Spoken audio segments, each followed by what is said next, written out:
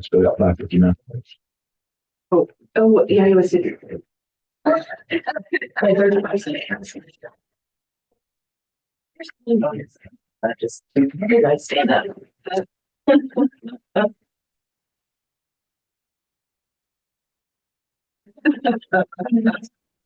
And it is 6 o'clock. So Sarah, can I get a roll call, please? Rodney. Here. Kristen. Here. Dennis. Jolie. Here. All right, we have a quorum. Item 2, reading of the e-school or of school mission. The mission of e-school virtual charter academy is to educate K through 12 students seeking a non-traditional educational setting through an online individualized instruction. The e-school virtual charter academy will provide a rigorous college preparatory learning format for students that will assist them in becoming productive, creative, responsible, ethical, and engaged citizens. Item 3, this regularly scheduled meeting of the e-school virtual charter academy board has been convened in accordance with the Oklahoma Open Meeting Act. This meeting was preceded by advance notice of the date, time, and place with the Oklahoma County Clerk on October 10th, 2025. Notice of this meeting was also given at least 24 hours in advance of the meeting by posting notice of the date, time, place, and agenda of the meeting by 4 p.m. on July 13th, 2026 at the Principal's Office of the E-School Virtual Charter Academy Board, located at 2403 South Division, Suite B, Guthrie, Oklahoma, and the school website at www.eschoolacademy.org. 4, discussion of possible action on minutes of the June 9th, 2026 E-School Virtual Charter Academy Board of Governors regular meeting. Discussion? Motion to approve. Second. Rodney. Yes. Kristen. Yes. Jolie. Yes. 5, opening comments. We made it through another school fiscal year. That's good. Start from zero. Let's go. I appreciate everybody being here. 6, public comment. Do we have any? No. Wow. Okay. Talking. 7, superintendent report. Well, I have stuff to report. All right. Okay, so normally this is where I share numbers of enrollment, but I don't want to do that because obviously we're just kind of starting the enrollment season. What I do want to talk about here is our new enrollment system. This is like the game changer for us. So I don't know how much you guys knew about enrollment last year, but it was the system we used was a little cumbersome and it was kind of crazy and it involved a lot of man hours. So Eric found, I don't even know where he found Darren, but he found this guy named Darren who is like a rocket scientist, literally. He has created an enrollment system for us using job forms, which is it's a way to do everything electronically. And so cool. When a student enrolls, fills out the job form enrollment form, it pulls the information to what Darren calls a table. I would call it like a dashboard, honestly. But it's and so then the enrollment, our staff members who are doing the enrollment can just look at it and it'll say Wells. And it'll show if you submitted it has all your information there. It'll show if you submitted your birth certificate. The birth certificate is right there. The girls can click on it, look it over, approve it or disapprove it. If they disapprove for some reason, like say it's blurry, there's an email button right there that they can click and it immediately sends the family an email saying, hey, resubmit your birth certificate. It's not right. And then same thing for all the other documents. It just moves. And then there's a tab where there's a button where all transcripts for 9 through 12 have to be approved by Stacy. So she clicks that approval button. All SPED kids have to be approved. It's all in this one dashboard. And what used to take, and you guys remember that when Ryan left back in February, I took over handling all the applications that were coming in the enrollments, right? So I know firsthand how long each one of those enrollments took, and it was a lot. It was like on a good morning, I could do them in 15 or 20 minutes per enrollment. This new system, it's like 5. Wow. For our girls. So what that all means is that our enrollment is going to be way more streamlined, way more productive. And Darren, every time we find, we're like, oh, I wonder if it could do this. He makes it happen for us. So we've been able to tweak this system to exactly what we need. It's awesome. I anticipate that this is going to save hundreds of man hours. Because as we get, right now, we're just in kind of the very beginnings of the enrollment season. So as we get further into the enrollment season where it gets busier and busier and busier, instead of us having to hire extra people to process enrollments, the 3 that we got, plus a little assistance, Stacy knows how to do it, Kylie knows how to do it, I know how to do it. So with the 3 of us, if we need to step in and help with a little bit of catch-up work with them, we can, but I think it's going to save us time, money, all the things. So anyway, it's working really, really well so far. We've just started using it about a week ago. And it's really, the difference is just amazing. So that's our big enrollment thing. Enrollment is starting to pick up. We're starting to see more and more come through every day. And so, and we're getting those processed and into the campus and ready to go. Staffing update, we are fully staffed. We would love to hire one more high school kind of a utility player, one utility person here, that can pick up some of our electives and take some of those off our teachers. Right now, our teachers have a fairly heavy load, so we're still actively looking for one more person, but if we had to start school tomorrow, we could. So, Good. Is what it is. Back to school staff meetings are scheduled. We're going to do new teacher training on Wednesday, the 29th, and all the new teachers will come here to the office, which that'll be great. If you haven't had, here's a side note, if you haven't had a chance to tour around a little bit, you should, because we've done some more stuff.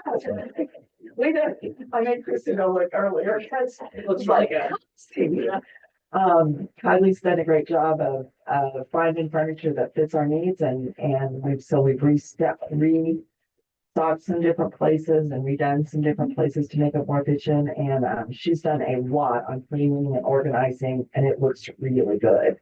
I had a teacher who hadn't been here for a while, and he was like, "This is like light years different." So he was super excited. So that's a big thing. We're gonna, on the 29th, we're gonna have new teacher training here at the office. And then when we finish with that, we're gonna do the big all staff meeting is gonna be the 4th and the 5th. We're having it at the library. One of the things that our theme for this year is gonna be attend, engage, succeed. That's our theme. And it can go 2 ways. We want kids to show up, do the work, make the grade.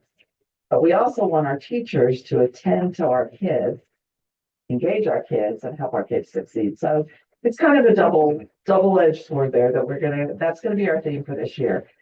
We're gonna meet for 2 days. We debated back and forth about whether we could get it all done in one day and save a little money and, on hotel rooms and stuff, but I really think it's better to take the time and do things right and have time for the teachers to work together face to face, as opposed to, Zoom meetings are great, but there's some value to being face to face.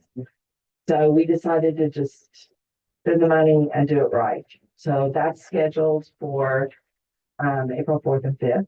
And then, Kylie, I'm going to let you take over and introduce our, yeah, go ahead. Yes, this is Miss Hooper, Catlin Hooper. She has been a teacher for us last school year in the reading zone. She's going to do the same thing this next year with 2 grade levels this time. So she's going to be the leave elementary early literacy years of 2nd grade and then have them again as a 3rd grader, their first year take the state test. So she's in a pretty important role for those kiddos, but at the same time, she is getting her master's in administration.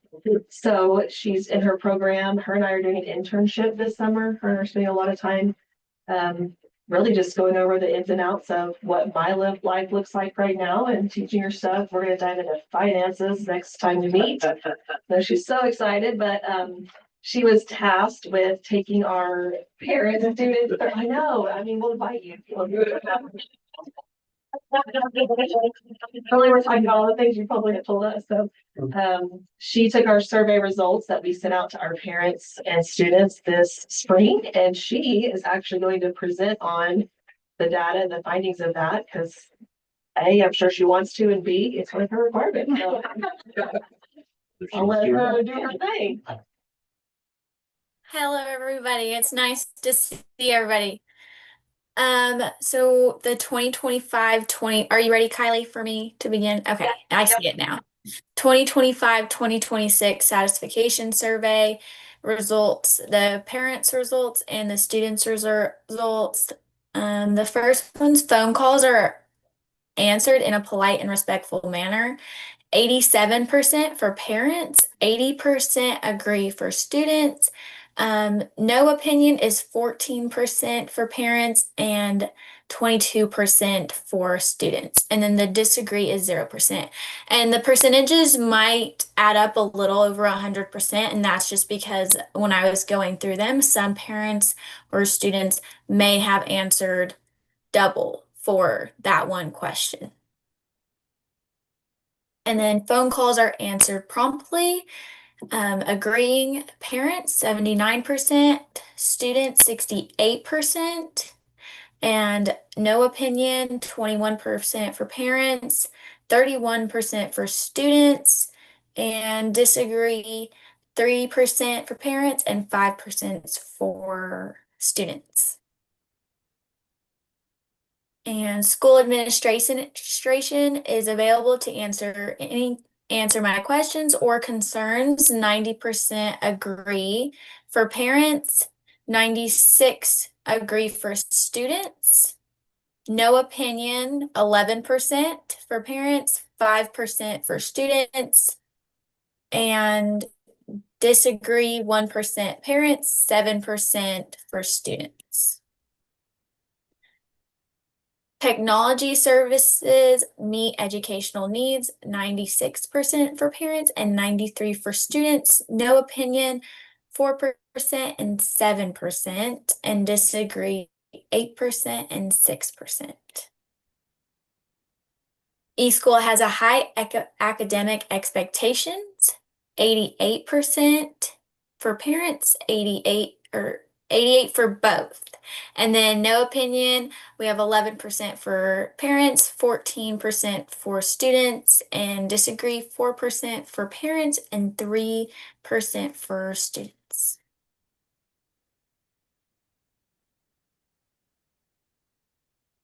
eSchool is preparing students for college or a career. 75% agree, 79% agree for students. And then no opinion, 24% for parents, 22% for students. And then disagree, 1%, and 7%.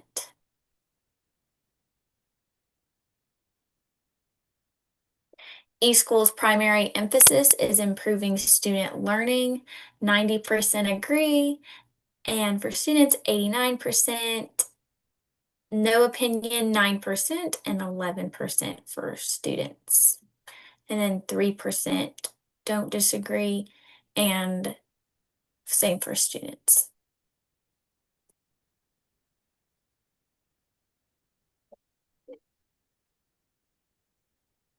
eSchool's primary emphasis is improving student learning. 90% agree. For parents, 89% of students agree. Parents with no opinion, 9%, and students with no opinion, 11%. Disagree, 3% for parents and 3% for students. Teachers available when questions arise, 96% for parents, 94% for students, 3% no opinion for parents, and 5% no opinion for students, 6% disagree for parents, and 10% of students don't agree.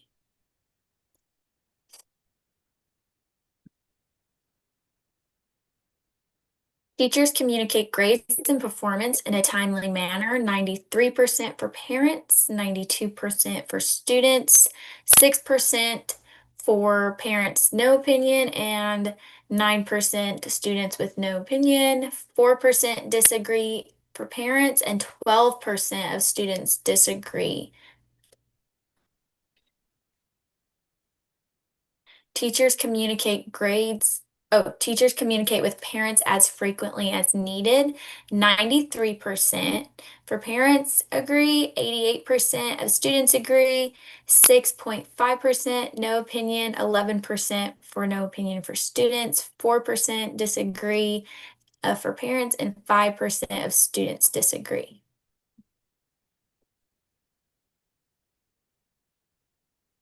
I think that was the last one, Kylie. Yes, ma'am. I Enjoy know making Kat and I kind of looked at these. We kind of looked at those and had our discussions about some of that. That was a little interesting. So I thought it was interesting how high students felt like they didn't get their grades back on time. I mean, I guess that's an area of growth for us, but yeah, some of them are interesting. But do you have any questions for Catlin or anything with what she presented, I guess? All righty. Thank you. Thanks, Thanks, Catlin. Catlin. Good job, girl. Thank you. I would just comment that, I'm pleased with how high most of the scores are. So we got some pretty good responses. I agree with Kelly. I think there are some, areas that we're gonna want to look at and talk about how we can do a little bit better in. I think there's always room for growth in these things. So we used basically the same survey that they've used in past years because we wanted to have some consistency to kind of see where we were going. So, anyway, I'm pretty pleased with it overall. I felt like we got some pretty good results.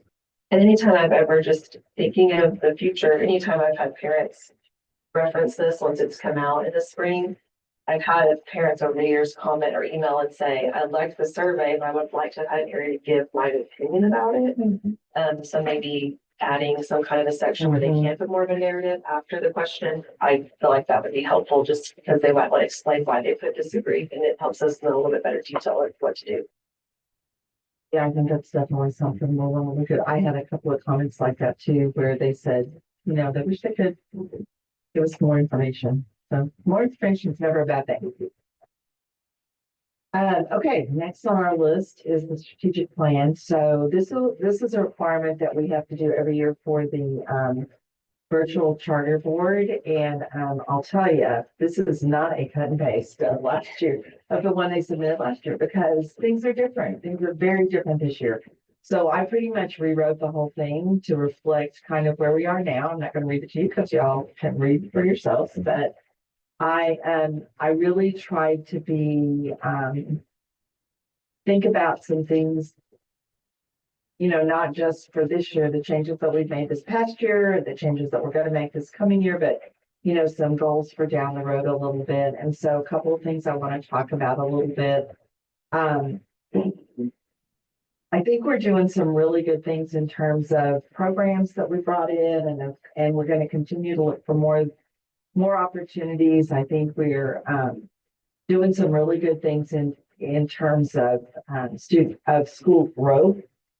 Seth sent me a thing yesterday. I think we had, Eric, this probably more than me. How many billboards go up yesterday? It was a lot, like 170 or something across the state.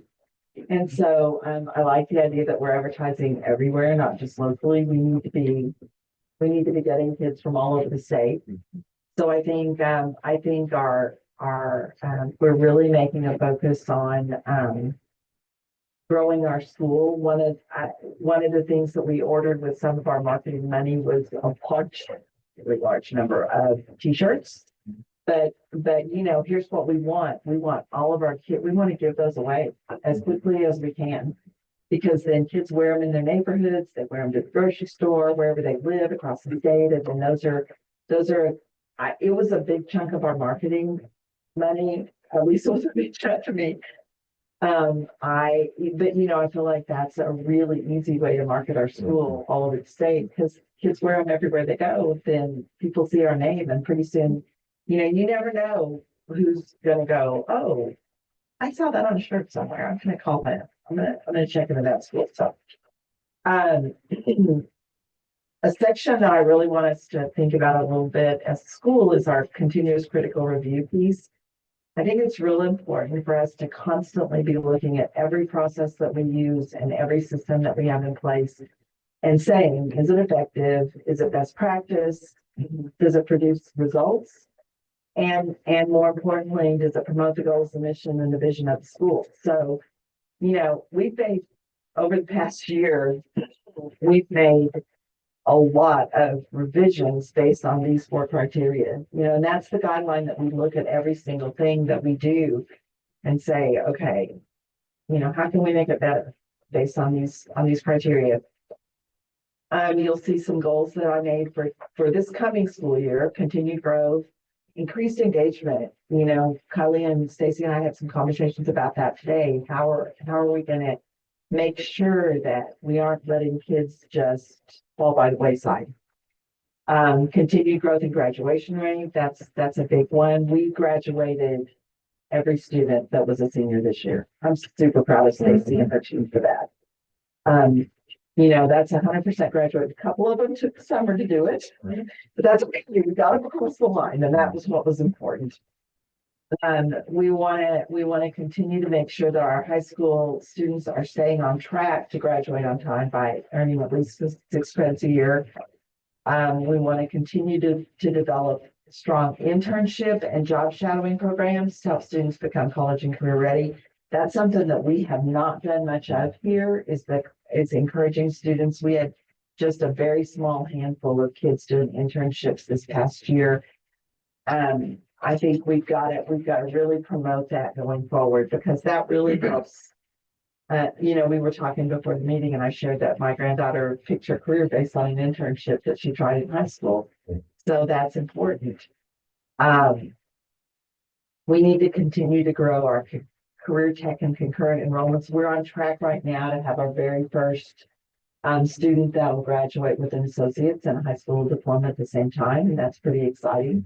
We want to, and not the right option for every student, but for the ones that is the right option for, we want to have the tools in place so that they can do what they want to do. I think there's a fine line, a little bit of a fine line there. We want to make sure that we're providing the right educational opportunities for every student. For some, that means getting their associates in a high school diploma, and for some, it doesn't mean that. So those are some things that we want to continue to look at. We want to continue to develop a stronger support program for our EL students. Our EL students have been underserved the last few years, and so that is going to be a real strong area of emphasis for us this next year. We need to make sure that our EL kids are developing the language skills that they need to be successful. We want to continue to increase the number of students scoring proficient on or above on our state tests. I'm hopeful, looking at our preliminary results. We're cautiously hopeful that we're going to see some good numbers there.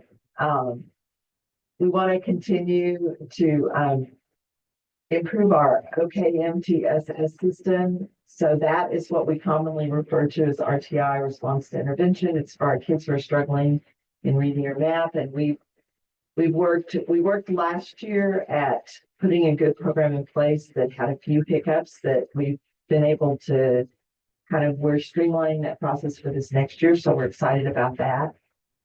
Student growth on state tests. So this is different than scoring above or scoring proficient or above. One of the things that's graded on the test is whether kids individually are actually making growth. So it's not about the category they score in, it's about, are they personally growing? So that's a big one. We're going to be looking at that. And then to make sure all of our reporting is to the State Department of Ed is accurate and on time and well done. So those are some things that we've kind of put forward as goals for this next year and going forward after that. Okay, last thing under other, well, Under other, I've got a couple of things. New school laws that are going to take place this year that are going into effect or have gone into effect. I'm sure you've been hearing a lot about the 40 minutes of recess a day. That's created a buzz all over the day.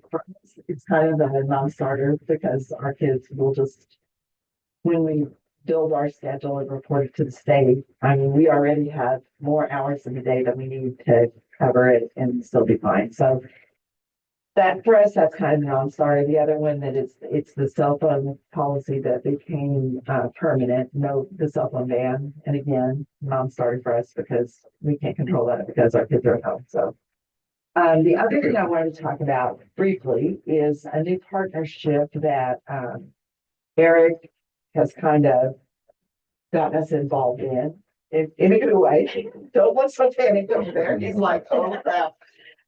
So our Kansas school, his Kansas school, has partnered with Acellus, which is a digital learning company out of Kansas City, based in Kansas City. It's a little more of a program-driven system than what we typically use. Ours here is more of a teacher-driven with program support. This one is pretty much program specific, so think auto run. But I feel like it's well enough aligned with our with the Oklahoma standards that I feel pretty confident that it's going to be a good program for us, and it comes with students. So there's a group of homeschool students, formerly homeschool students, that Acellus that has been using it through Acellus. Eric, jump in if I start telling this wrong, but feel free to have more details if I leave anything important out. So Acellus, because our Kansas school is partnering with them, Eric had been having some conversations, and they approached him with the idea of including the Acellus curriculum in our program, and then they would recommend to their homeschool students that are doing it in Oklahoma to come to our school. The win-win all the way around. We get the state funding for those students, and they get a free program that they've been paying for. So it's kind of a win-win all the way around. And I spent some time playing around in the program, and it's pretty engaging, honestly. It's pretty good. There are a lot of things about it that I really like. There are some things that are yet to be seen. And I'm not sure, whether at some point we may consider switching to it from the systems that we're using right now. We may not. We're going to kind of use this as a trial year to see what it looks like as the whole thing. So it's another opportunity. We'll see. We'll see what happens. So it's just gonna serve as like an alternate. Yeah, curriculum. It'll be an alternate curriculum, and the students, they're actually enrolling. Acellus is helping us with the transition from them to us. It's the best way I know how to describe it. They'll still enroll with us just like our students, and then I'm playing around in Infinite Campus now to figure out a way to identify them as Acellus students as opposed to our current programs that we use. So we've got to make sure that we identify them, and then we'll manage their program with the things that have to be done with it, the grading and stuff that we need to do. We'll manage internally and see how it goes. Other questions? Thoughts, comments? One thing I have is on your strategic, under the continuing grow career check. How do we do that in virtual? So our kids actually have the opportunity to attend the VOTEC closest to them. Okay. So they just let Stacy know. They do all the enrollment stuff, and the VOTECs. There was a time when VOTEC didn't let them do it, but now they do, and so they just do all the enrollment stuff at their local VOTEC. They let us know. We code, and then the classes that they take through VOTEC get coded, and they go onto our transcript with a notation that they took them at the VOTEC. If they earn a certificate, a certification like air conditioning repair, I don't think that is one, but whatever. If they earn a certificate, then that also gets put on their diploma from us. with the note that it's from the VOTEC. Mhm. So we treat it almost, just like you would concurrent, just like our kids enroll in colleges for concurrent, they can do that in VOTEC as well. Okay. It's kind of cool. Yeah. And we have, how many did we have last year doing VOTEC? A handful? Only about 4 or 5. Now, I'll be honest, some forget to tell us and we find out. Right. And when they call and want to know why they have 3 electives or 2 electives, that's why wouldn't you? Yeah. But I do send out to 10th, 9th, 10th, 11th grade information about it to try to get their interest. And I think a lot of them just forget that they can do it, even though we prompt them. But I think usually on average, we have anywhere between 4 to 5. At the highest, we had like 7 1 year. But if you think about our graduating class was what, 28? So, I mean, it's a fourth. Yeah. Or fifth of those kids. And so, and then we have a comparable number going to doing concurrent classes. Yeah. So, Yeah, that's how I took out my. Yeah. So I'm Yeah. just curious how we would do it. Encourage it strongly. Yeah. I encourage kids to look at all options because Mhm. it's not. well, VOTEC is not, it is not what it used to be. You know, it is college prep stuff. Mhm. So like, you know, kids can they take classes through VOTEC that then actually transfer to the colleges now.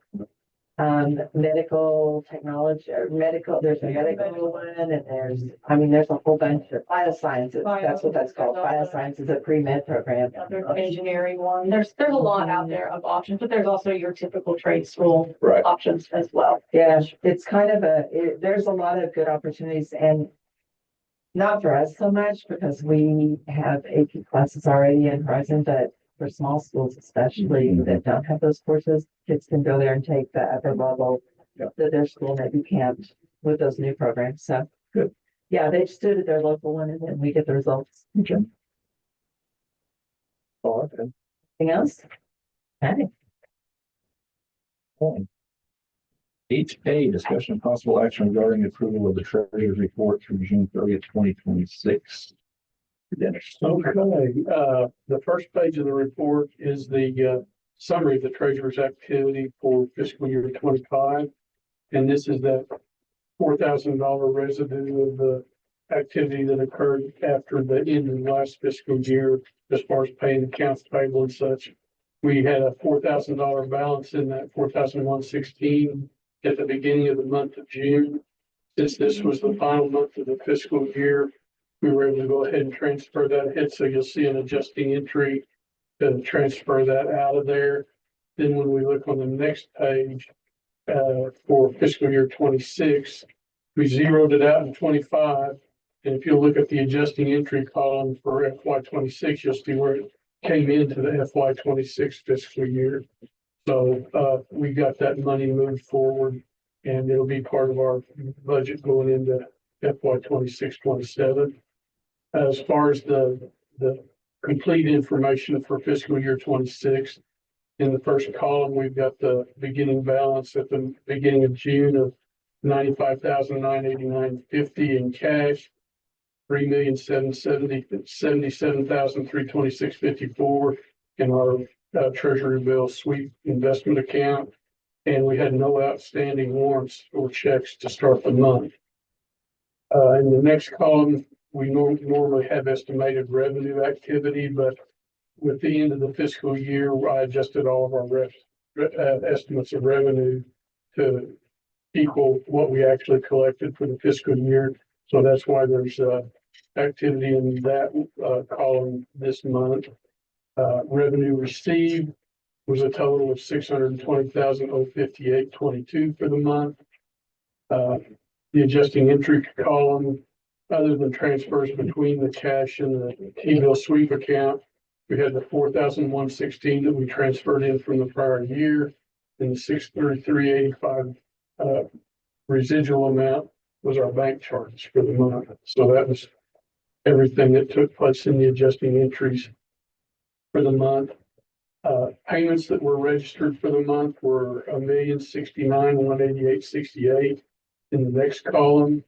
And of that amount, $858,698.69 cleared the bank in the clearing account.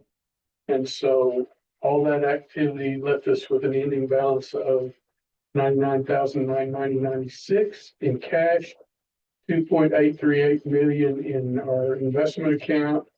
We had outstanding warrants of 210,489.99. And basically the fund balance that I don't normally speak too much about, of 2,727,552.89. That takes into account all of our estimated revenues now being the same as actual, everything we've paid at the bank. But what it doesn't take into account, because the treasurer doesn't do this activity, was the outstanding POs from the year that haven't been paid. And so that fund balance would be reduced by whatever our encumbrances that still haven't been paid will be. And I'm not sure if we remember what your list, final reserves list was. You probably got it right in front of you. don't you? No, I don't. That's in my office. And it's not a big deal, but that's why that's not really an accurate number on the treasurer's report, because part of it's in accounts payable. 800,000. Yeah, that sounds about right, about 800,000. So a fund balance of around 2.1 million is what we should be looking at to start the new fiscal year. Again, all the reports behind that are just supporting of these two summary documents. So if you have any questions, let me know. To approve. Okay. From me, Yes. Kristen, Yes. Billy, And 8B, discussion of possible action regarding an increase to FY26 PO1. so PO one is for the initial sort of contracting services. At the beginning of the year, we always come in with a number that is the estimate. He works on an hourly rate, so especially this last June with the carryover and all the extra stuff, he had a lot of hours. He had a lot of work. Thank God for it. Increasing at 35,000, is that correct? Or is that total? No, that's the total. Okay. The increase is that, the bottom two lines there. Okay. So it's a total of 5,000.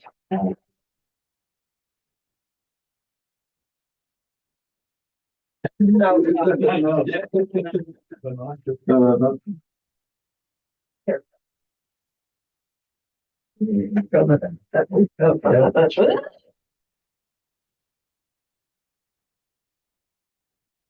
Around 5,000. Yeah.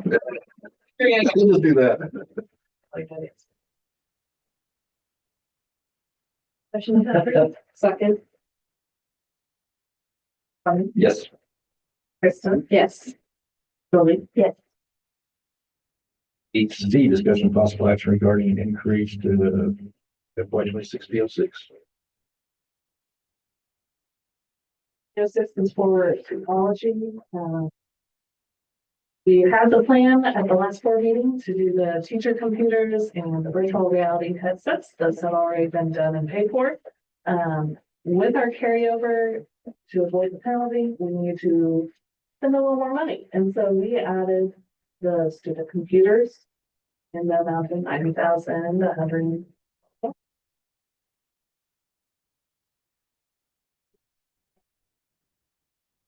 Yes. Kristen? Yes. Julie? Yes. 8D, discussion of possible action regarding increase to FY26 PO7. This is for curriculum. Curriculum was a little bit of a moving target over this last because there was something, Tammy was reviewing programs and there were some things that were changing and looking at different packages. And at the end of the year, they do a true up on curriculum. And so this was to cover that.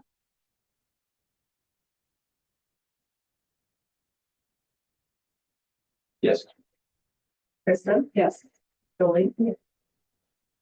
8E, discussion of possible action regarding approval of an update to the FY27 field register.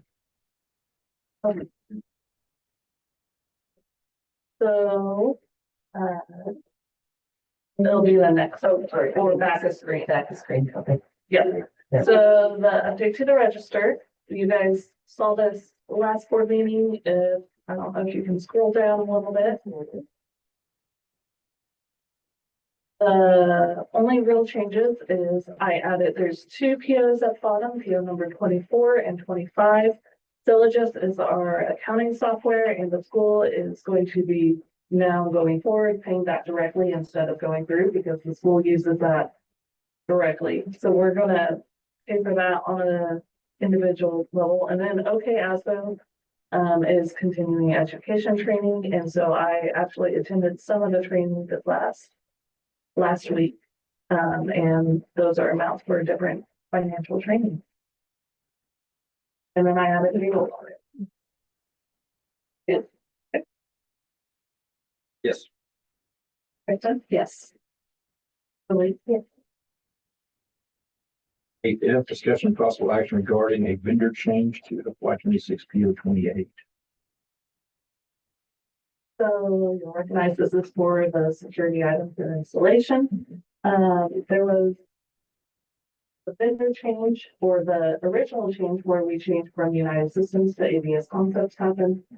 In talking with them, I was not originally part of the negotiations. And when they were talking, there was a percent in the contract that they wanted us to pay up front. As a school system, we're not able to pay anything down or upfront without receiving items. So they have to do service or goods before we can pay. And so because of that, and we wanted to still use them for the contract, the management company, it's going to pay them and then we'll reimburse them. So it changed to a reimbursement instead of us paying ABS Concepts directly. You want that money? Already.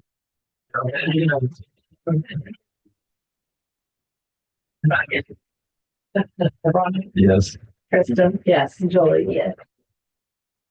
New business.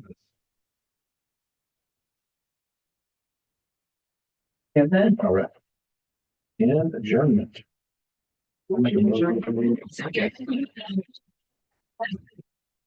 Ronnie? Yes. Kristen? Yes. Jolie? Yes. Was right. Monday. Right